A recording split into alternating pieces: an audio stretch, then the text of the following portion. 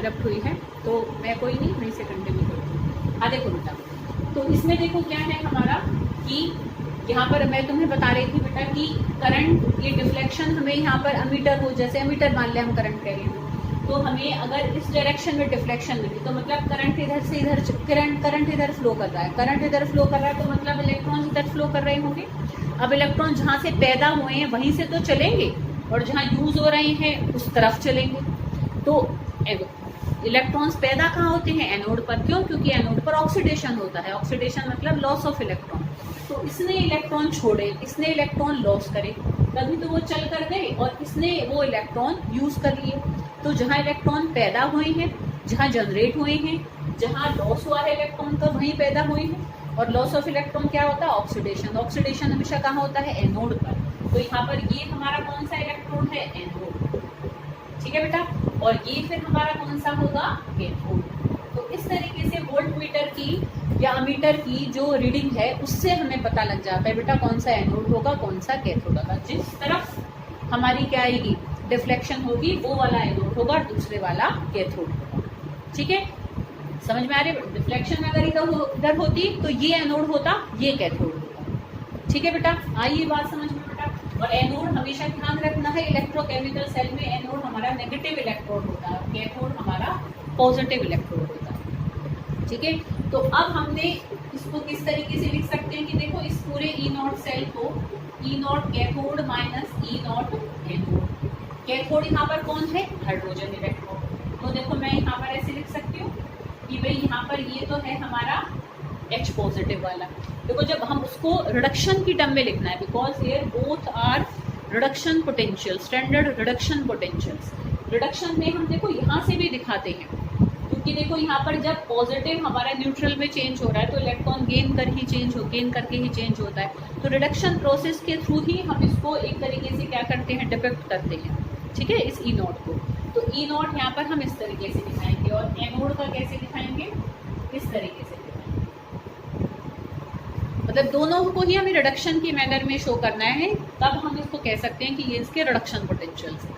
ठीक है बेटा, तो अब हम देखो यहाँ पर इस पूरे सेल की जब हमने EMF को मेजर किया तो वो हमारे निकल कर आई 0.76। ठीक है, हाइड्रोजन की देखो हमें पता है हाइड्रोजन की कितनी है? 0 माननी है। तो हम यहाँ पर किसकी निकाल लेंगे? जिंक का इलेक्ट्रोड पोटेंशियल निकाल लेंगे। ठीक है, इसको मैं इधर कर दूँ तो इसका साइन पॉजिटिव हो जाएगा, और ये इधर आएगा तो ये क्या हो जाएगा? माइनस हो जाएगा। तो -0.76 वोल्ट्स। ठीक है, तो ये किसका इलेक्ट्रोड पोटेंशियल आया? जिंक का आया। We can measure this with the help of hydrogen electrode. ठीक है, तो इस तरीके से हम एक सेल बनाते हैं। हाइड्रोजन का हमें पता होता है हाइड्रोजन एनोड है कि कैथोड है, वो हम वोल्ट मीटर या मीटर की रीडिंग से पता कर लेते हैं। ठीक है बेटा, पुट करते हैं यहाँ पर, और हम क्या निकाल लेते हैं इजीली? जिसके साथ हमने कनेक्ट किया है उसका हम इलेक्ट्रोड पोटेंशियल मेजर कर लेते हैं। ठीक है, तो इस तरीके से हम मेजरमेंट करते हैं। तो ये हमने पूरा देखा कि हाइड्रोजन इलेक्ट्रोड क्या है and how can we measure the electrode potential of any electrode. ठीक है बेटा, अच्छा अब देखो मैं ना कुछ टर्म्स बता रही हूँ, क्योंकि अब हम इलेक्ट्रोकेमिकल सीरीज करने वाले हैं, उसमें हर एप्लीकेशन के न्यूमेरिकल्स हैं और वहाँ सब मिक्सिंग हो जाती है। तो हमें पहले ना कुछ चीज़ों को एकदम क्लियर रखना है माइंड में, ताकि मतलब वो जहाँ कन्फ्यूजन होता है वो तुम्हें ना हो बिल्कुल भी। तो कुछ चीज़ों को देखो मैंने इसे रिलेट करके लिखा हुआ है कि जो सिमिलर सी टर्म्स हैं तो बच्चा उसमें कंफ्यूज हो जाता है। तो पहले उन टर्म्स को एकदम माइंड में एकदम क्लियर रखो, फिर देखो बड़े आराम से न्यूमेरिकल होंगे, बहुत ईजी। कैलकुलेशन तो कुछ उसमें है नहीं, सिंपल सब्ट्रैक्शन है, बस कंसेप्ट का हमें ध्यान रखना है अप्लाई करना। ठीक है, तो उसके लिए देखो बेटा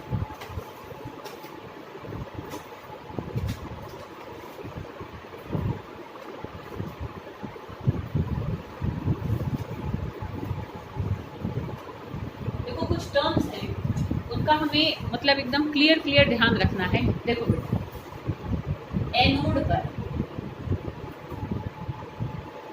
एनोड पर हमेशा क्या होता है? ऑक्सीडेशन, ये याद रखना है बेटा। अच्छा, ऑक्सीडेशन जिसका होता है उसको हम रिड्यूसिंग एजेंट कहते हैं। क्या कहते हैं बेटा? उसको हम रिड्यूसिंग एजेंट। ये मैंने तुम्हें 11th में भी बता रखा है। अच्छा, रिड्यूसिंग एजेंट को ही हम रिडक्टेंट भी कहते हैं। ठीक है, ऐसे मतलब कुछ छोटी छोटी सी टर्म्स हैं जिनका हमें ध्यान रखना है। अच्छा, रिड्यूसिंग एजेंट की ही हम क्या देखते हैं, एक तरीके से रिड्यूसिंग पावर को देखते हैं, ठीक है। ऐसे कुछ ये कॉमन सी टर्म्स हैं, इसमें से हमारी कोई भी चीज़ देखो छूटनी नहीं चाहिए, इसलिए मैं भी एक बार क्लियर कर लेती हूँ कि कोई भी टर्म छूटे ना जो मैंने तुम्हें उसमें लिखवा रखी है। देखो कि एनोड पर हमारा क्या होता है, ऑक्सीडेशन होता है, ठीक है। ऑक्सीडेशन जिसका होता है उसको हम रिड्यूसिंग एजेंट कहते हैं या रिडक्टेंट कहते हैं। अच्छा, रिड्यूसिंग एजेंट की ही हम एक तरीके से रिड्यूसिंग पावर देखते हैं। देखो मैं टर्म्स इसलिए बता रही हूँ क्योंकि किसी भी टर्म, कोई भी टर्म यूज हो जाती है क्वेश्चन में, तो अब तुम्हें क्या रहता है कि बच्चों को थोड़ा सा ये रहता है कि चलो ये पता है ऑक्सीडेशन क्या है, रिड्यूसिंग एजेंट, ये 2 टर्म तक तो बच्चे क्लियर रहते हैं, उसके बाद उन्हें दिक्कत होने लग जाती है, ठीक है ना। तो इसलिए हर टर्म से तुम्हें फेमिलियर होना होगा।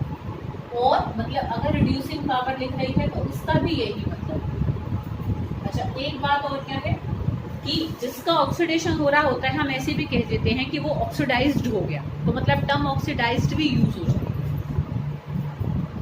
अब इन सब का ही मतलब क्या है, anode, oxidation, reducing agent, reductant, reducing power, oxidized, इन सब का ही मतलब ये है जिस भी चीज के लिए इनमें से कोई टर्म यूज हो, इसका मतलब उसमें लॉस ऑफ इलेक्ट्रॉन है, उसने इलेक्ट्रॉन उस पर्टिकुलर रिएक्शन में छोड़े हैं, उस पर्टिकुलर प्रोसेस में उसने इलेक्ट्रॉन लॉस कर दिए, ठीक है।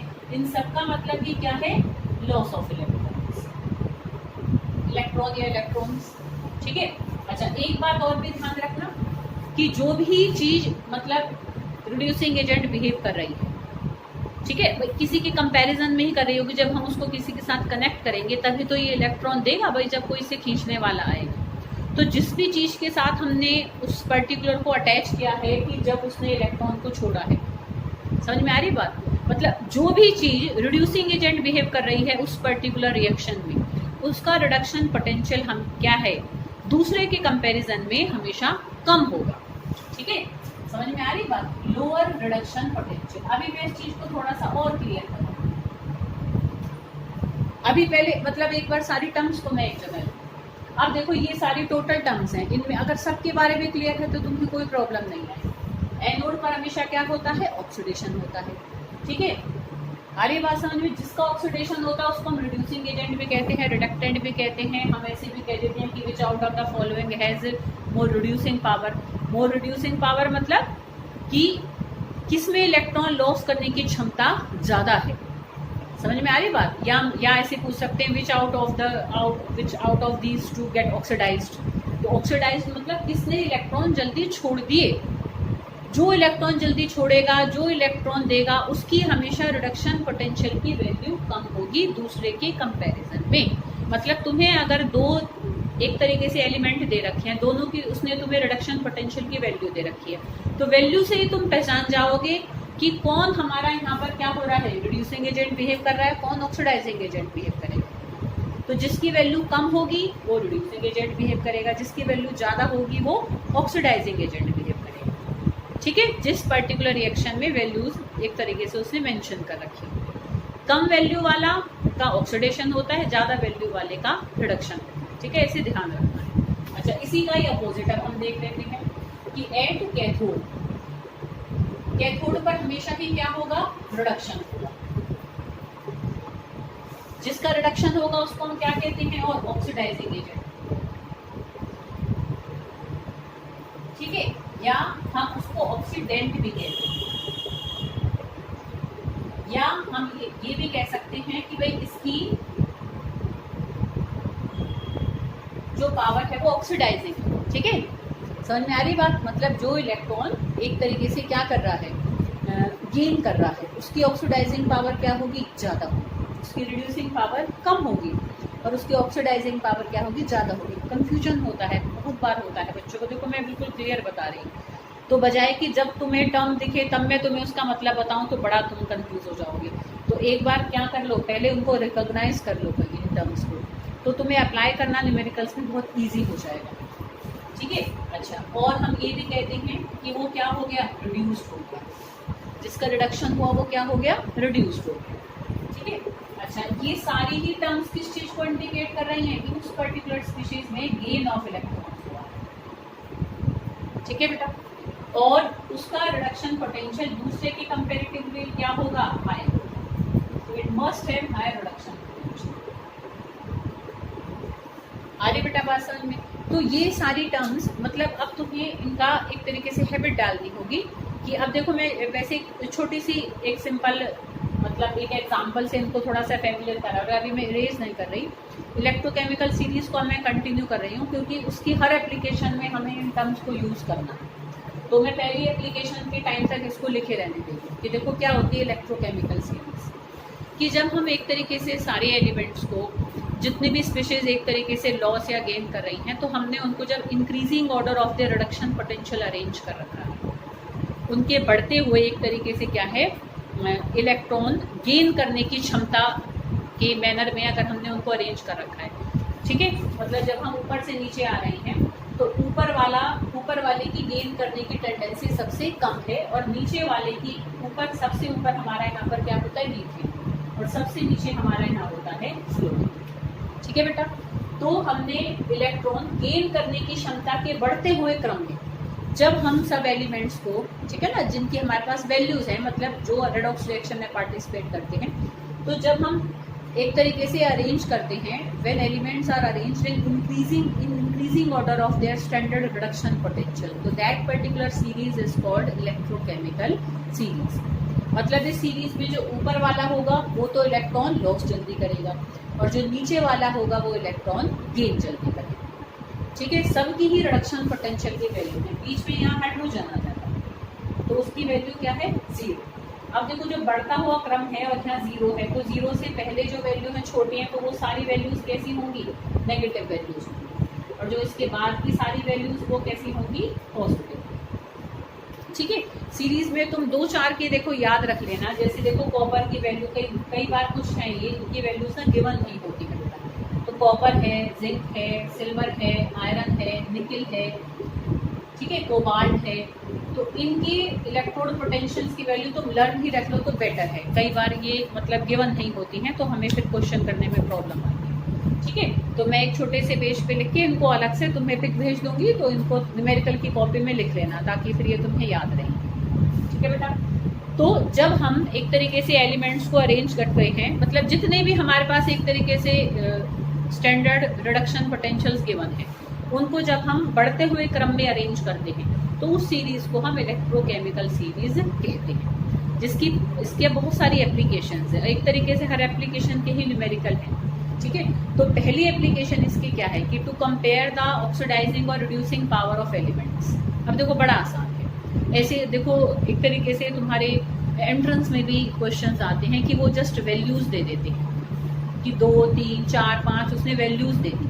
अब वो कहेगा कि इनको अरेंज करो इन increasing order of there reducing power. अब बच्चा परेशान, अब क्या करूँ मैं, रिड्यूसिंग पावर मतलब अब सेंस को याद रखो, मैंने तुम्हें देखो इसलिए सारी चीज़ों को अरेंज करवाया है, ऐसे याद रखना, बिल्कुल सीधा जाना कि रिड्यूसिंग पावर मतलब रिड्यूसिंग एजेंट, ठीक है। रिड्यूसिंग एजेंट क्या होता है जो इलेक्ट्रॉन लॉस करता है, या कोई एक याद रख लो, ऑक्सीडेशन को याद रख लो कि भाई लॉस ऑफ इलेक्ट्रॉन है, रिडक्शन मतलब गेन ऑफ इलेक्ट्रॉन, ठीक है ना। तो अब अगर तुम रिड्यूसिंग एजेंट तक पहुंच जाओगे तो तुम ऑक्सीडेशन तक भी पहुंच जाओगे कि रिड्यूसिंग पावर मतलब रिड्यूसिंग एजेंट मतलब ऑक्सीडेशन मतलब लॉस ऑफ इलेक्ट्रॉन, ठीक है ना।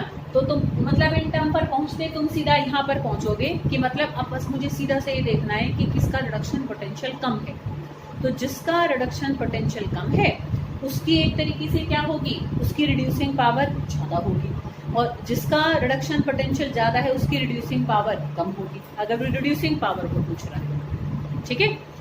अब वो ऑक्सीडाइजिंग पावर पूछ रहा है तो उल्टा करना पड़ेगा तुम्हें, समझ में आ रही बात। तो क्वेश्चन पे डिपेंड करता है, ठीक है। अभी मैं कुछ एग्जांपल से इसको तुम्हें बताऊंगी। फ़ोन की चार्जिंग खत्म हो रही है थोड़ी देर, मैं थोड़ी देर इसको चार्ज कर लेती हूँ और इतने तुम भी चार्ज हो आओ, चाय वाय पी लो, और फिर उसके बाद हम क्या करते हैं, मैं उनको मतलब जो फर्स्ट हमारी एप्लीकेशन है कि टू कंपेयर द रिड्यूसिंग और ऑक्सीडाइजिंग पावर ऑफ एलिमेंट्स, थोड़ा सा उसको डिटेल में बताऊंगी। जस्ट एक एग्जांपल मैं चलो तुम्हें दे देती हूँ। देखो जैसे 2 वैल्यूज दे रखी, जैसे जिंक का जो रिडक्शन पोटेंशियल होता है ना बेटा, वो अभी मैंने तुम्हें बताया -0.76 वोल्ट होता है, और जो कॉपर है, कॉपर का होता है +0.34 वोल्ट, ठीक है। अब वो तुमसे ये पूछेगा कि बताओ कि इन दोनों में से किसका रिडक्शन होगा, किसका ऑक्सीडेशन होगा, ठीक है। सिंपल बिल्कुल। तो रिडक्शन किसका होता है? जिसका रिडक्शन पोटेंशियल ज्यादा होता है। देखो हायर रिडक्शन पोटेंशियल वाला हमारा कौन बिहेव करता है? कैथोड। तो कोई भी टर्म है वो ये पूछ लेगा which out of the following behave as anode and which as cathode. ठीक है बेटा, तो जिसका रिडक्शन पोटेंशियल ज्यादा होगा उसका क्या होगा? रिडक्शन होगा।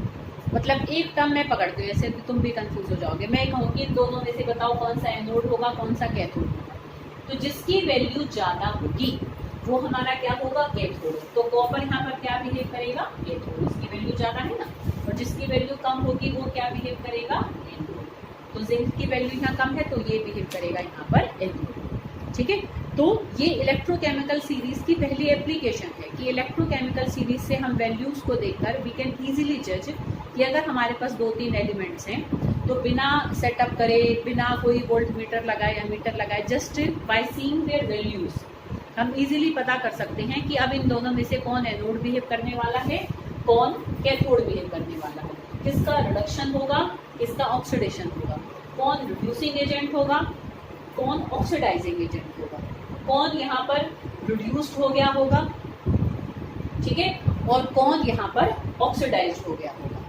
समझ रहे हो, मैं अलग अलग टर्म्स यूज कर रही हूँ ताकि तुम्हें भी क्लियर रहे कि भाई मतलब सिंपल सी बात को पहचाननी है कि जिसका रिडक्शन पोटेंशियल कम है वो हमारा क्या है? एनोड है। जिसका रिडक्शन पोटेंशियल ज्यादा है वो हमारा कैथोड है।